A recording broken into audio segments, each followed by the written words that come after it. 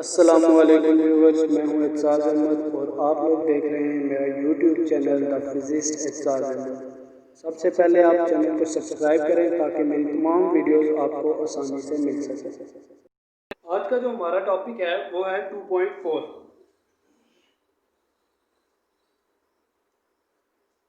Scalars and vectors. तो scalars and vectors का हमारे पास डिफरेंट फिजिकल क्वांटिटीज हैं जो कि हमने अभी तक स्टडी की हैं। हमने डिस्टेंस को पढ़ा है, हमने डिस्प्लेसमेंट को पढ़ा, वेलोसिटी को, एक्सेलरेशन को। तो ये डिफरेंट फिजिकल क्वांटिटीज हैं। इनके अलावा भी फोर्स है या डिफरेंट क्वांटिटीज जो कि हमने फर्स्ट चैप्टर के अंदर भी देखी थी। तो ये डिफरेंट क्वांटिटीज हैं, फिजिकल क्वांटिटीज। तो इनमें से कुछ क्वांटिटीज ऐसी हैं कि जिनको अगर आपने रिप्रेजेंट करना है तो आप सिर्फ उनकी मैग्नीट्यूड और एक प्रॉपर यूनिट बता दें तो आप उनको एक्सप्लेन कर सकते हैं।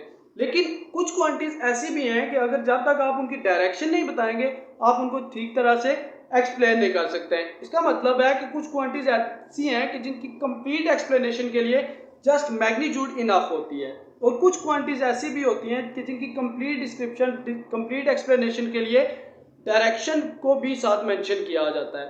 तो ऑन दिस बेसिस क्वांटिटीज को दो कैटेगरीज में डिवाइड किया जाता है। एक स्केलर्स है और दूसरे आपके पास क्या है, वेक्टर क्वांटिटीज है। तो स्केलर्स या स्केलर क्वांटिटीज जो है वो क्या है?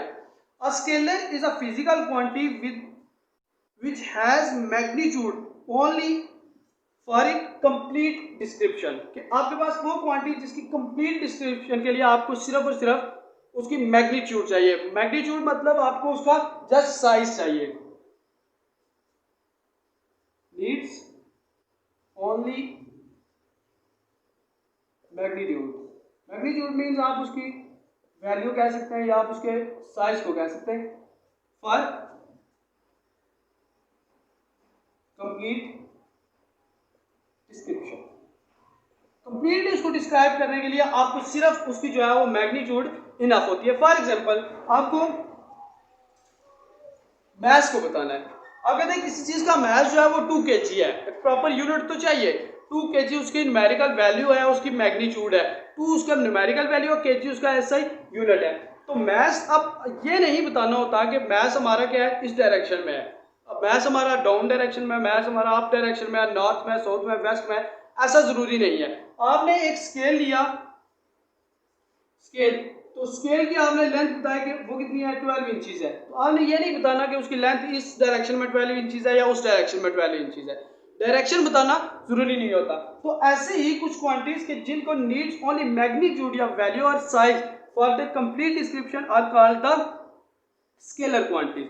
इज इंपॉर्टेंट कि अब देखें इसके लिए आपके पास जो है वो जस्ट न्यूमेरिकल वैल्यू तो है, उसका एक प्रॉपर ऐसा यूनिट भी हमें जो है वहां पे देना पड़ता है। It is important note that 2 kg is the magnitude on not but only 2 is not, 2 kg complete magnitude है।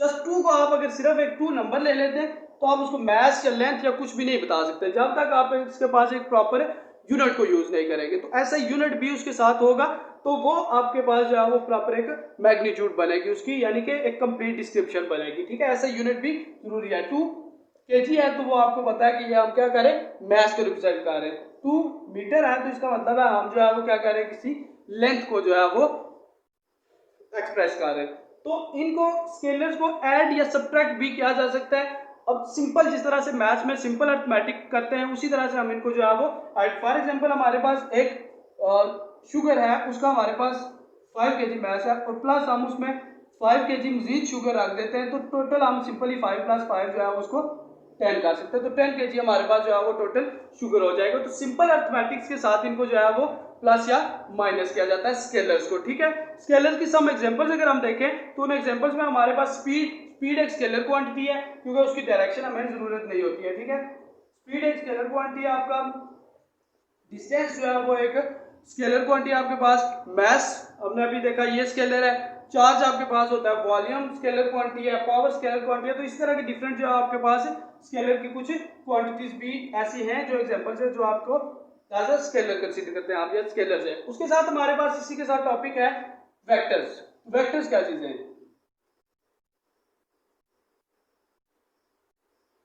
अब देखिए, अगर हमें कोई कहता है कि आप जो है वो मूव करें, move 5 steps. Move 5 steps displacement, आपने ट्रैवल करना है 5 स्टेप मूव करने हैं, लेकिन हमें नहीं पता कि किधर 5 स्टेप्स। आप उसको आपको किसी ने ऑर्डर कर दिया कि मूव 5 स्टेप्स, तो आप एक जगह पे खड़े थे, किसने कह दिया मूव 5 स्टेप्स, आप उसको ओबे नहीं कर सकते, आप कंफ्यूज है कि आपने जाना किधर है 5 स्टेप्स। तो someone said move 5 steps in the north, तो आपको पता है कि आप मैंने नॉर्थ साइड के ऊपर मूव करना है।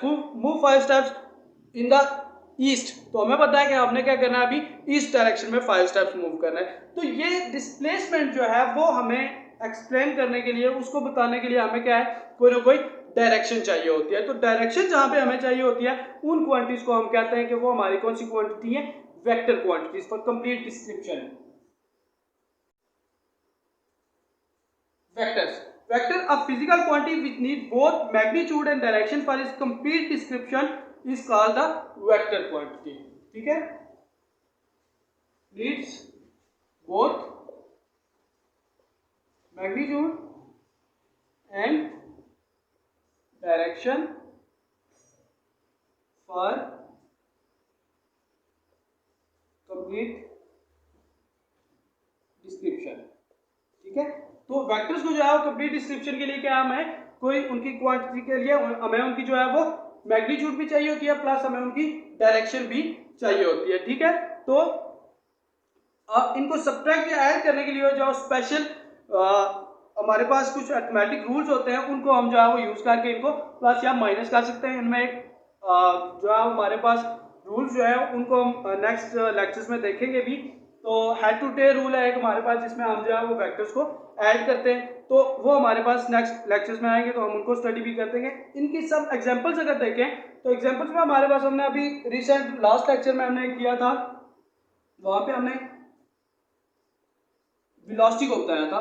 तो वेलोसिटी क्या थी, डायरेक्शन भी हमें उसकी चाहिए थी, स्पीड की तरह की एक क्वांटिटी, लेकिन डायरेक्शन भी उसके लिए जरूरी थी। तो हम वेलोसिटी क्या हमारे पास एक वेक्टर क्वांटिटी है। इसी के साथ हमने पढ़ा था एक्सेलरेशन को, एक्सेलरेशन दो तरह के हमने पॉजिटिव और नेगेटिव भी देखे थे, और लीनियर और सेंट्रीपिटल एक्सेलरेशन भी देखे थे। तो सर्कल के अंदर वेलोसिटी चेंज हो रही है तो सेंट्रीपिटल एक्सेलरेशन था, लीनियर एक्सेलरेशन भी था, तो उसको क्या है, हमें उसके लिए भी डायरेक्शन चाहिए होती है। तो फोर्स हमारे पास एक यूनिट है, आपने किसी चीज को धक्का दे दिया तो किस डायरेक्शन में धक्का दिया, किस डायरेक्शन में फोर्स लगाई है, डायरेक्शन जरूरी है। तो वहां पे हमारे पास फोर्स जो है वो भी क्या है, एक वेक्टर क्वांटिटी है।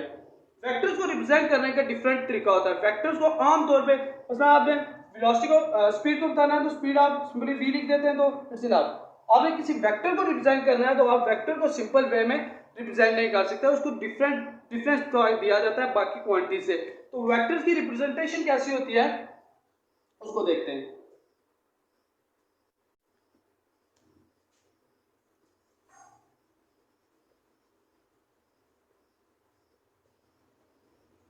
Representation of a vector,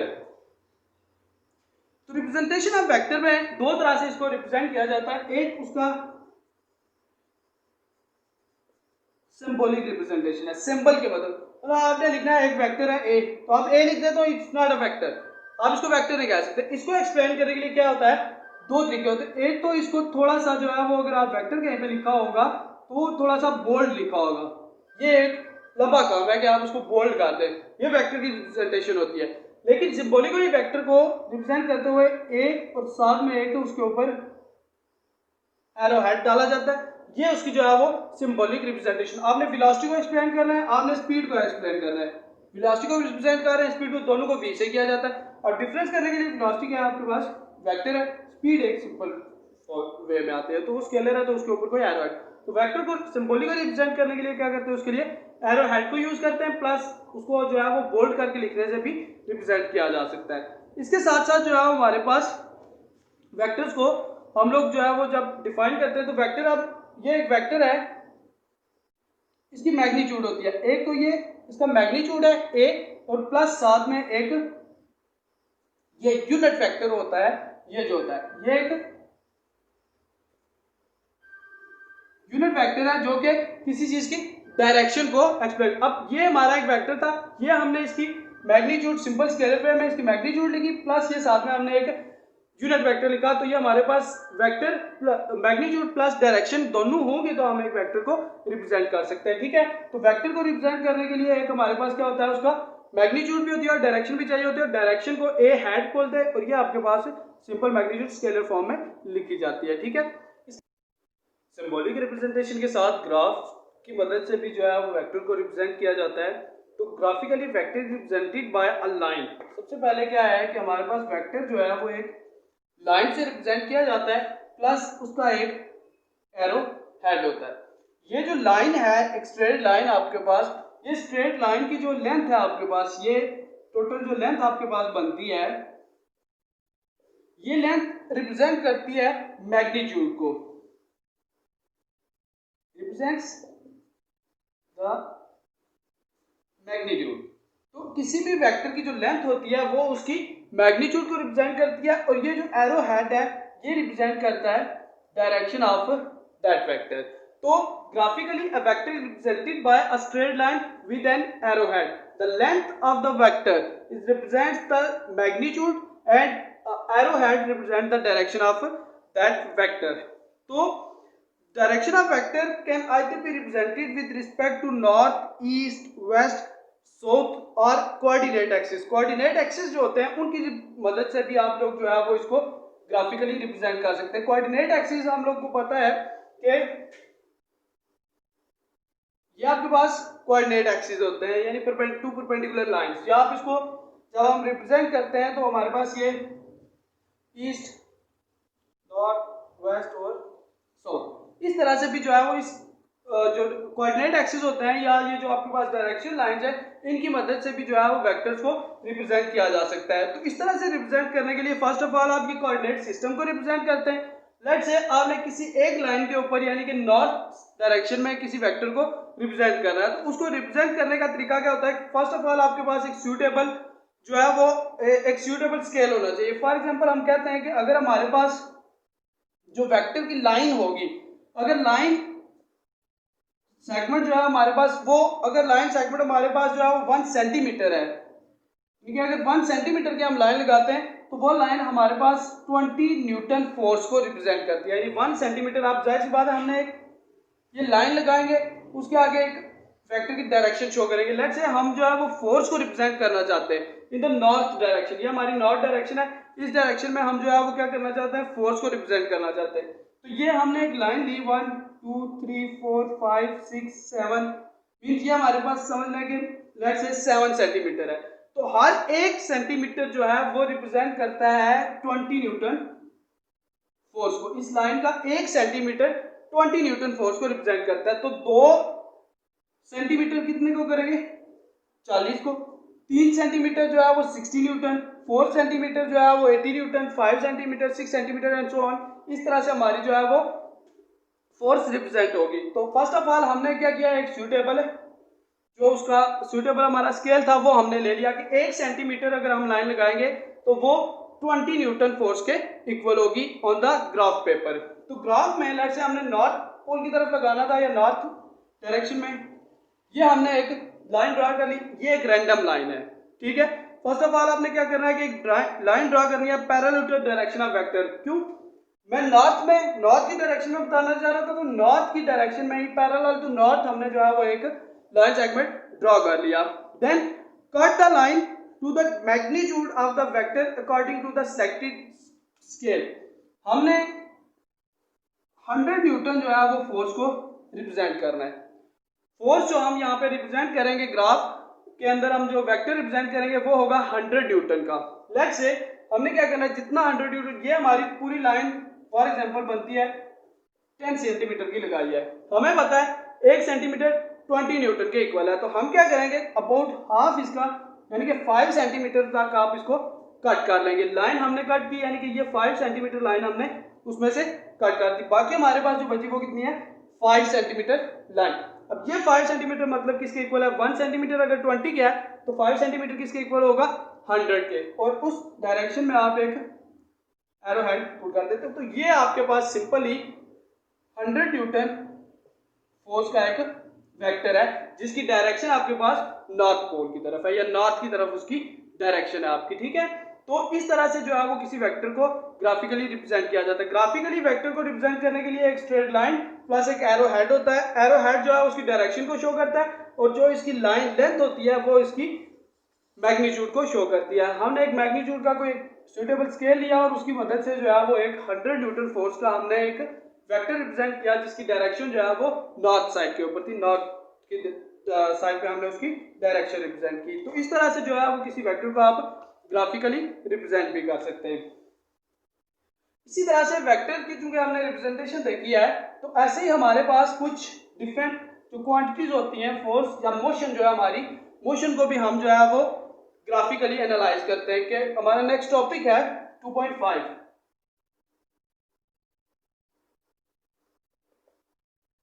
graphical analysis of motion. Graphical analysis of motion तो हमारे पास हम क्वांटिटी नंबर की तौर पे तो हम रिप्रेजेंट कर सकते हैं वैल्यूज को, तो क्वांटिटेटिवली या क्वालिटेटिवली रिप्रेजेंटेशन जो है वो उसको हम ग्राफ की मदद से भी जो है वो चीज़ों को रिप्रेजेंट कर सकते हैं या ग्राफ की मदद से भी जो है वो हम लोग मोशन को डिस्क्राइब कर सकते हैं। तो इसके मदद से क्या किया जाता है कि किसी अननोन क्वांटिटी को 2 और मोर जो है वो नॉन क्वांटिटीज की मदद से रिप्रेजेंट किया जा सकता है। फॉर एग्जांपल आपने अगर लेट्स से हमने स्पीड या वेलोसिटी को कर रहे हैं, स्पीड या वेलोसिटी जो है ये दोनों हमने फाइंड करनी है, स्पीड फाइंड करनी है या वेलोसिटी फाइंड करनी है। तो इसका मतलब है स्पीड या वेलोसिटी को फाइंड करने के लिए हमारे पास एक तो डिस्प्लेसमेंट या डिस्टेंस होना चाहिए प्लस हमारे पास टाइम होना चाहिए। तो इसका मतलब हमारे पास जो एक्सिस होते हैं उसके ऊपर हम टाइम और डिस्टेंस टाइम ग्राफ इसको बोलते हैं। टाइम और डिस्टेंस को यूज करके हम वहां से स्पीड को फाइंड कर लेंगे। कैसे फाइंड करेंगे वो एक हमारा प्रॉपर मेथड है, उसको हम जो है वो नेक्स्ट आगे स्टडी भी करते हैं। तो ये तरीकाकार होता है कि कुछ अननोन क्वांटिटीज को, अननोन क्वांटिटीज का है स्पीड और वेलोसिटी, उनको 2 और मोर देन 2 नॉन क्वांटिटीज की मदद से जो है वो ग्राफ के यूज करते हुए हम लोग उनकी वैल्यूज को जो है वो फाइंड आउट कर सकते हैं। तो जब आप ग्राफ को ड्रा करते हैं तो graph is drawn on the graph paper which contains horizontal and vertical lines. Graph basically ये आपके पास ग्राफ होता है, ग्राफ पेपर होता है जो कि हमारे पास मार्केट में अवेलेबल होता है, उसकी मदद से जो है हम लोग ग्राफ को रिप्रेजेंट कर सकते हैं। खुद भी ग्राफ पेपर बनाया जा सकता है या ग्राफ ड्रा किया जा सकता है अगर आप लोग सूटेबल स्केलिंग कर सके उसकी, ठीक है। तो ये ग्राफ हमारे पास इस तरह से होता है, दो एक्सिस होते हैं, दो लाइन है, एक ये लाइन 1 है और ये लाइन 2 है, दोनों लाइन आपस में परपेंडिकुलर होती है, यानी परपेंडिकुलर मीन 90 डिग्री के ऊपर एक दूसरे को कट कर रही होती है। तो ये कट कर रही है, जिस पॉइंट के ऊपर ये कट करती है, ये वो पॉइंट जहां पे दो लाइंस आपस में एक दूसरे को कट करती हैं, इस पॉइंट को ओरिजिन बोलते हैं यहाँ पे। और जो दोनों लाइंस हैं इन दोनों को, फर्स्ट लाइन हमारे पास ये हॉरिजॉन्टल लाइन और ये अपवर्ड जो है हमारे पास वो क्या है, वर्टिकल लाइन। हॉरिजॉन्टल लाइन को बेसिकली एक्स एक्सिस भी कहते हैं, ठीक है। Horizontal line is often called x axis. X axis mean ये एक्स और ये इसका एक्स बार, एक्स ओरिजिन और एक्स बार, ये हमारी एक लाइन बनती है, एक्स ओरिजिन और एक्स बार।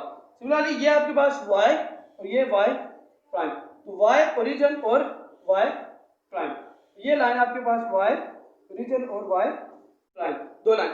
तो x ओरिजिन x प्राइम ये हॉरिजॉन्टल लाइन या x एक्सिस है और ये आपके पास y ओरिजिन और y प्राइम ये जो आपके पास है ये क्या आपकी y एक्सिस है या वर्टिकल लाइन। इसको जो है पॉइंट ये जो होता है ओरिजिन, इसके ऊपर दोनों x की वैल्यू भी 0 और y की भी, यानी उनके जो कोऑर्डिनेट्स होते हैं वो दोनों 0 एंड 0 होते हैं, ठीक है। यहाँ पे ये वैल्यूज इंक्रीज होती जाती है, यहाँ पे 1 होगा, यहाँ पे 2 3 4 5 एंड सो ऑन, इस तरह से यहाँ पे इस तरह ये 1 2 3 4 5 एंड सो ऑन, यहाँ पे -1 -2 -3 -4, सिमिलरली ये भी -1 -2 -3 -4 एंड सो ऑन, इस तरह से हम लोग जो है वो इनकी वैल्यूज ले सकते हैं, ठीक है। ये ग्राफ पेपर जो होता है उसके ऊपर ये चीजें ड्रॉ होती हैं, वहां पे आसानी से बनाई भी जा सकती हैं। तो देखिए यहाँ पे एक्स एक्सिस पॉजिटिव, यहाँ पे एक्स एक्सिस पॉजिटिव होता है ओरिजिन से राइट साइड पे, ओरिजिन से लेफ्ट साइड पे एक्स एक्सिस क्या होता है माइनस पे, ओरिजिन से अपवर्ड जो है वो वाई एक्सिस पॉजिटिव है और डाउनवर्ड जो है वो नेगेटिव होता है। मींस इस फर्स्ट ये कोऑर्डिनेट होता है इनका, यहाँ पे दोनों पॉजिटिव, यहाँ पे x नेगेटिव y पॉजिटिव, यहाँ पे दोनों नेगेटिव वैल्यूज होती हैं और यहाँ पे जो है वो x पॉजिटिव और y नेगेटिव वैल्यूज होती हैं। ये जो है वो आपका बेसिकली कोऑर्डिनेट एक्सिस होते हैं, ठीक है। तो फर्स्ट ऑफ ऑल इसके ऊपर कोऑर्डिनेट एक्सिस के ऊपर the coordinate of the origin, और ये जो O है हमारे पास, ये ओरिजिन, यहाँ पे दोनों की वैल्यूज क्या होती हैं, 0 होती है, दोनों की वैल्यूज 0 एंड 0। तो इस ग्राफ की स्लोप फाइंड करते हैं। स्लोप फाइंड करने का तरीका ये होता है, ग्राफ में ये आपकी एक रिप्रेजेंटेड वेक्टर है, इस वेक्टर की आपने जो है वो क्या करना है, स्लोप फाइंड करनी है। स्लोप फाइंड करने के लिए इसके ऊपर दो पॉइंट्स ले लेते हैं, एक ये पॉइंट है हमारे पास और एक ये पॉइंट, दो पॉइंट्स ले लिए। ये हमारा पॉइंट जो है वो P1 है, ये पॉइंट जो है वो P2 है। पॉइंट 1 के ऊपर, P1 के ऊपर x1 और y1 दो वैल्यूज हैं आपके पास, यहाँ भी P2 के ऊपर x2 और y2 दो लाइन है। स्लोप फाइंड करने का तरीका यह है कि फर्स्ट ऑफ ऑल आप इन कोऑर्डिनेट्स के दरमियान का जो है वो डिफरेंस फाइंड करें, दो एक्सिस का, x का भी डिफरेंस और y का भी डिफरेंस। तो x का डिफरेंस जब फाइंड करेंगे तो delta x is equal to final minus initial difference होता है, del x is equal to x2 minus x1।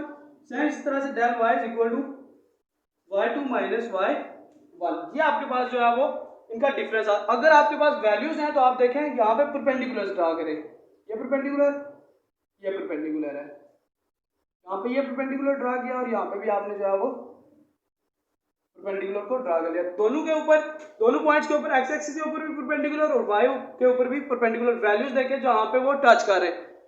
जहाँ पे ये एक्स पी का ये 1 यहाँ पे 2 पे अगर टच कर रहा है तो इसका मतलब है x1 जो है आपके पास वो क्या है 2, और x2 जहाँ पे टच कर रहा है मींस 4 के ऊपर, यानी x2 आपका क्या है 4, ठीक है। यहाँ पे पॉइंट्स भी आप x1 आपके पास 2 बनेगा और x2 जो है आपके पास 4।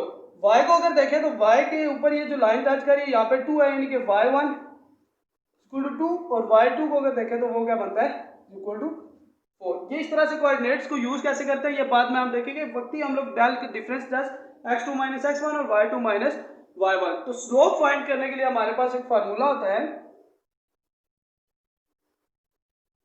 स्लोप आपके पास इक्वल टू होती है, slope is equal to del y over del x। तो वैल्यूज अगर देखें हम तो del y y2 minus y1 divided by x2 minus x1। तो ये हमारे पास जो है वो इसकी स्लोप आ जाती है। तो इसकी स्लोप फाइंड करने के लिए ये हम लोग फार्मूला यूज करते हैं। कोई हमें पॉइंट्स दिए हुए जैसे हमने अभी यहाँ पे निकाले थे, x2 हमारे पास जो है वो 4 था, x1 जो है वो 2 है, y2 4 है और y1 जो है वो आपके पास 2 है। तो अगर यहाँ पे यूज करें हम लोग तो हमारे पास 4 माइनस 2 डिवाइड बाई 4 माइनस 2, तो ये 2/2 और आपके पास जो है आंसर स्लोप क्या आ जाती है 1। तो इसकी तरह से जो है वो हम किसी चीज की स्लोप को भी फाइंड कर सकते हैं। अगर हमें ये पॉइंट्स गिवन हो तो उनका डिफरेंस निकालें, डिफरेंसेस को आपस में डिवाइड करें, वहां से आप जो है वो स्लोप फाइंड कर सकते हैं। तो ये तरीका है इसकी मदद से, यानी ग्राफ की का रिप्रेजेंटेशन और ग्राफ की मदद से जो है वो डिफरेंट वैल्यूज फाइंड करने का तरीका। हम लोग जो है वो इसके डिफरेंट ग्राफ्स को देखेंगे।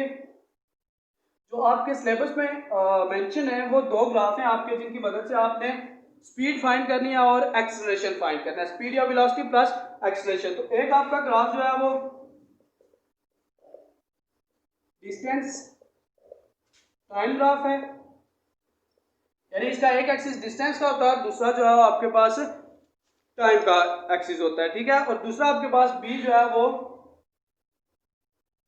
वेलोसिटी टाइम ग्राफ, दूसरा velocity time graph. Distance time graph को यूज करके आप यहां से स्पीड या वेलोसिटी को फाइंड करते हैं और वेलोसिटी टाइम ग्राफ को यूज करके आप यहां से एक्सेलरेशन को फाइंड करते हैं, एक्सेलरेशन फाइंड किया जाता है। तो ये दो ग्राफ इंशाल्लाह हम जो है वो नेक्स्ट अपने लेक्चर में देखेंगे कि डिस्टेंस टाइम ग्राफ क्या है, उसको रिप्रेजेंट कैसे किया जाता है और कितनी किस्म का डिस्टेंस टाइम ग्राफ हो सकता है। इस तरह वेलोसिटी टाइम ग्राफ कौन सा होता है, कितनी टाइप्स हो सकती हैं इसकी, या किस तरह की इसकी शक्ल हो सकती है। और इन दोनों ग्राफ्स को यूज करके हम जो है वो स्पीड या वेलोसिटी और एक्सेलरेशन को किस तरह से फाइंड कर सकते हैं। तो आज के लेक्चर में हम लोगों ने वेक्टर, स्केलर और वेक्टर की रिप्रेजेंटेशन, देन ग्राफ का थोड़ा सा हमने जो है वो बेसिक्स पढ़ा है, उसका इंट्रोडक्शन एक तरह का वो पढ़ा है। तो नेक्स्ट हम लोग इंशाल्लाह नेक्स्ट लेक्चर में जो है वो स्टडी करेंगे कि ग्राफ की जो है वो यूज क्या है और इसकी मदद से हम जो है वो अननोन क्वांटिटीज को कैसे फाइंड कर सकते हैं। होप्स हो कि आज का लेक्चर आपको क्लियर होगा। इससे रिलेटेड कोई भी क्वेश्चन हो तो वो आप जो है वो कमेंट सेक्शन में पूछ सकते हैं।